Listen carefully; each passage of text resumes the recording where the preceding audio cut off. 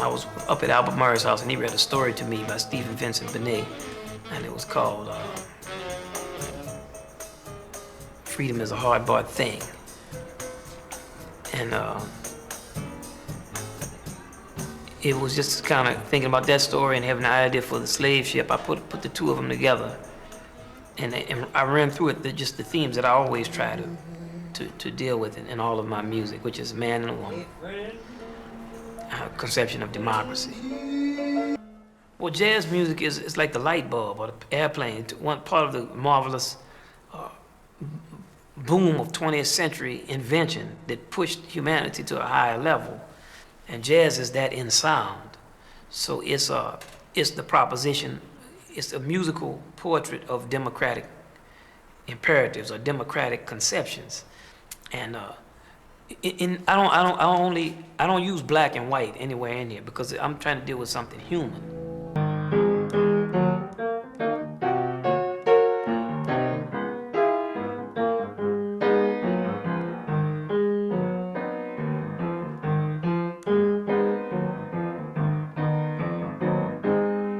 Well, the way you treated me, baby,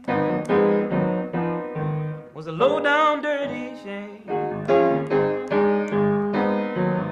Tragedy is a part of life, and there are always tragedies unfolding around us, and we all are a part of them. I mean, you know, pain is tied into perception.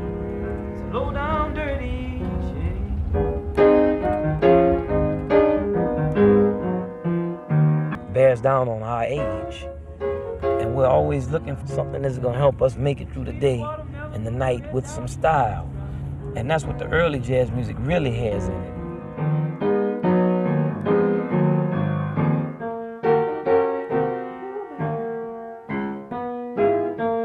About to make me lose my mind. And the blues means that on top of all of that communicating, our intent is to feel better when we get finished talking. So we're not going to be victimized by the angst of the 20th century, you know. We're not going to be overwhelmed by whatever the tragedies are of what's going on around us. We're going to recognize them and deal with them, but in the end, we're going to feel good. We're going to get us a po' boy sandwich, and we're going to come back and deal with it again. We're going to come back reinvigorated. And that's the feeling of New Orleans.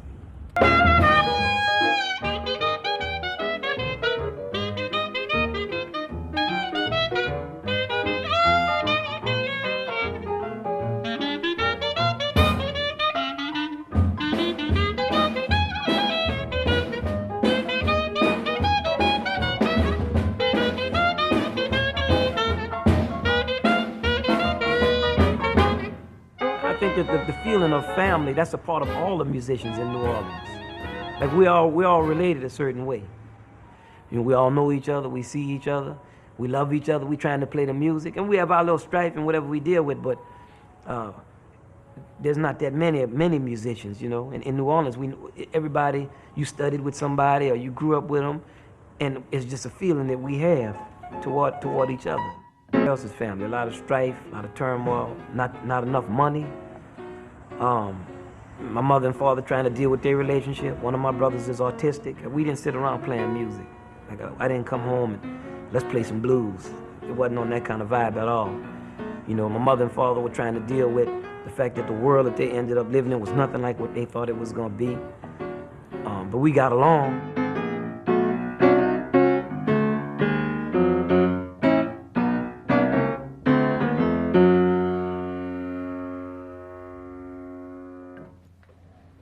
His whole life he struggled.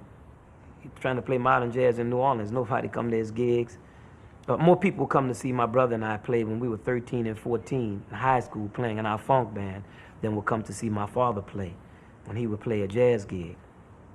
Well, now it's like, you know, respected Ellis Marsalis. When we were growing up,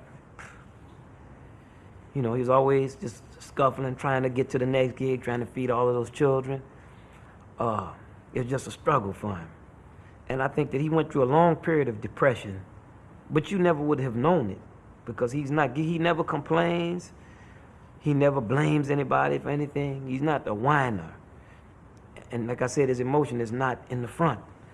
But the fact that all of this music that he loved, that nobody liked it, I think that had an effect on him. He had excelled in European concert music and spent just about all of his senior year in a symphony brass quintet doing concerts in the city. Went to Tanglewood in the summer and Juilliard in the fall, you know. So there was no real assurance that he was not going to pursue that. I mean, he had become a very good jazz player. I mean, for somebody his age. You know, he wasn't seasoned, but he was a good jazz player at a time when virtually nobody else was doing it, especially his peers.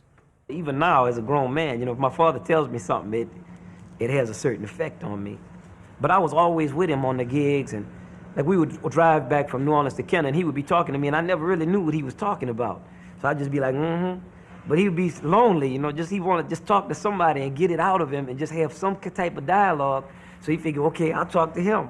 The example of discipline, the example of it, you see, is something that a lot of us, we need to have so that if it's going to occur, it's something that we adapt to ourselves because we appreciate the rewards that we perceive at the end of the rainbow. Sometimes it doesn't come, but it's necessary anyway if we are even going to make a run at it, so to speak, or an attempt. I looked up to my father, and I think the seriousness that he approached playing a gig with is what struck me, because if there would be 5 people in the club, he still was going to play.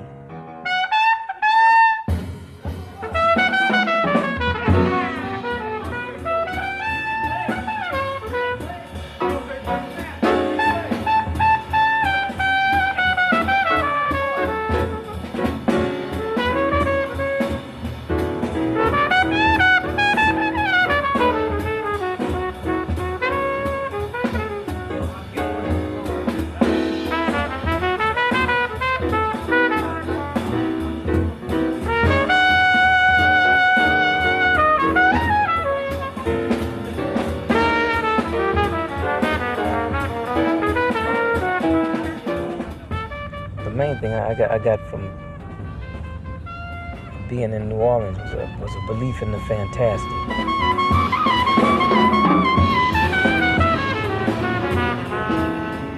It's my music lessons. And, my grandmother lived in New Orleans, all my family. So I was always here. And for Mardi Gras, you mask, you know, you can be what you want to be, basically. And it's just the whole ambiance of the city is mysterious too. So, and when you grow up here, you feel it. You can't help it. You might not be able to put it in those terms when you live here, but that's what it is. It's different from other cities in the world. First, we have our own cuisine, and then we have people of all different nationalities. Especially at that time, they were all living in New Orleans together and in close proximity to each other because the neighborhoods were really integrated. And when the musicians started to play jazz, the question was, how are we going to speak to each other and make up what we're going to say? Now I think that Wynton is going more toward, not going back to the big band, but more toward the big band type of approach where it's more of a refinement and you have these guys who really practice and they know their instruments, and then he can come along and he just, you know, get them all together and say, you know, this is what's happening.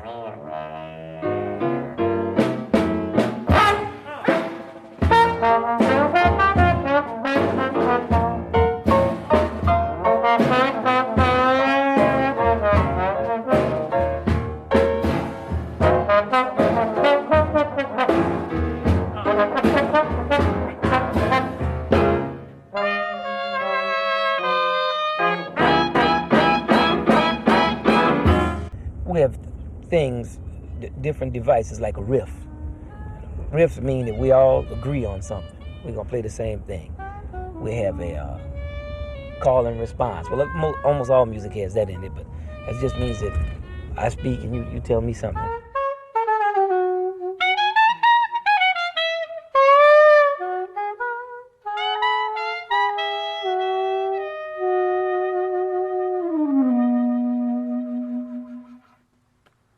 That was blues.